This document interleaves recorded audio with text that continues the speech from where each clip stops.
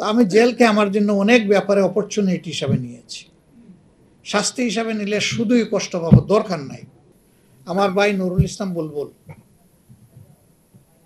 আমাদের বিজ্ঞ আইনজীবী সমাজের কাছে সমাজের প্রত্যাশার ৬টা-৭টা বিষয় তুলে ধরেছে। আমি হয়তো সবটা পারবো না, কিন্তু আমার যদি গুড ইন্টেনশন থাকে তাহলে আমার উইল ফোর্স আল্লাহর সাহায্যে আমাকে আগায় দিবে এবং আমি কিছু হলেও সমাজ উন্নয়ন করতে পারবো। আমার রিজেকের ব্যাপারে এই ঈদে জামা জুতো অ্যাকসেসরিজের ডিসকাউন্ট।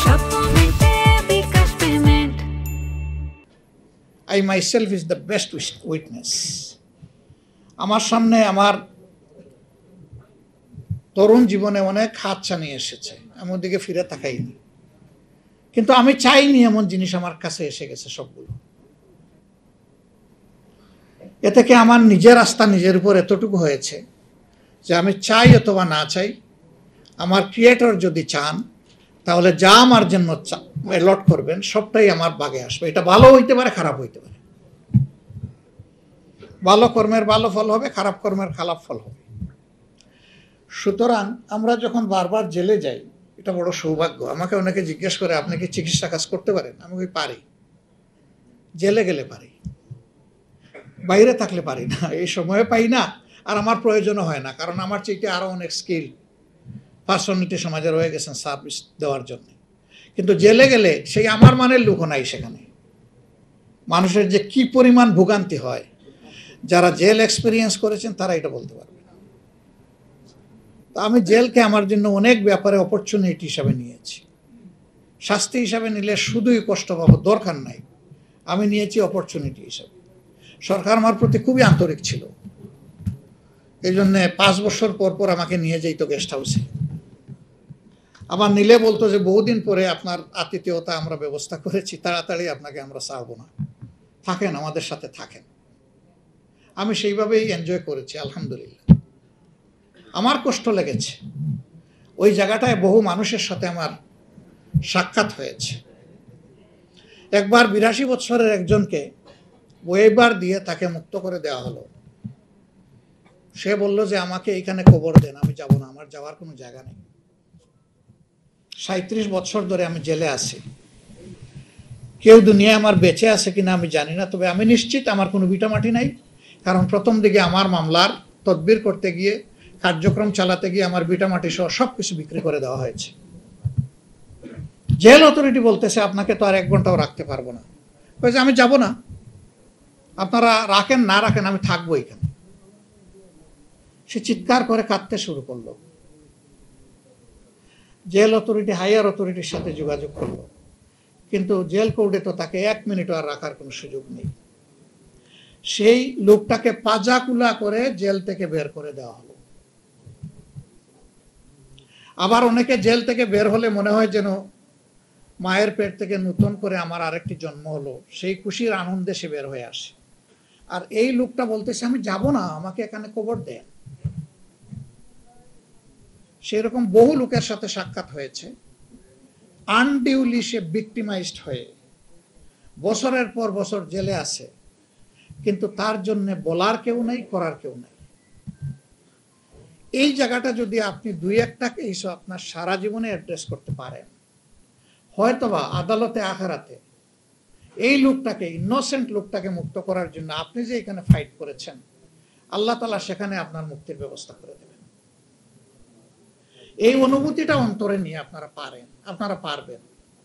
আমি দোয়া করি, আপনাদের উপর আমার আস্থা আছে। শুধু সিদ্ধান্তের ব্যাপার, শুধু একটা উইল ফোর্সের ব্যাপার। সমাজে অনেক জায়গায় অসঙ্গতি আছে, এই অঙ্গনটা যদি রিস্ট্রাকচার করা যায়, রিফর্ম করা যায়, এইটাকে যদি ক্লিন করা যায়, সমাজের অর্ধেক যন্ত্রণা অটোমেটিক্যালি দূর হয়ে যাবে। আর বাকি যে অর্ধেক থাকবে আমরা সবাই মিলে দূর করতে পারবো ইনশাআল্লাহ। তবে এটা ঠিক, ড্রেনের পানি দিয়ে 14 বার হাত পা ধুইলেও একবারের অজুর সমান হবে না। পানিটা অবশ্যই পবিত্র হতে হবে। এই জন্য সঠিক রাস্তায় হাঁটতে হবে। সঠিক রাস্তায় হাঁটলেই সমাজের মুক্তি আসবে, বেঠিক রাস্তায় হাঁটলে কখনো আসবে না। আমি হজ করতে যাব, মস্কোর প্লেনে উঠলে তো আমার মক্কা যাওয়া হবে না, আমাকে জেদ্দা অথবা মদিনার প্লেন ধরতে হবে, হজে যেতে হবে। আমরা মনে করি, বিশ্বাস করি, স্রষ্টা তার সকল সৃষ্টির প্রতি সবচেয়ে বেশি ভালোবাসা রাখেন। সেই স্রষ্টার পক্ষ থেকে মানব জাতির জন্য ভালোবাসার উপহার হিসাবে যে বিধান এসেছে তার নাম ইসলাম। এটা শুধুমাত্র মুসলমানদের জন্য নয়, সমস্ত বিশ্ববাসীর জন্য। এই ইসলাম বেস্ট সলিউশন। ইসলামের আইনকে চ্যালেঞ্জ করার মতো কোনো আইন দুনিয়ায় এখন পর্যন্ত কেউ একটা আইনও রচনা করতে পারে নাই। আমরা বলি যে আমাদের মাদার ল হচ্ছে ইংলিশ ল। It's untrue.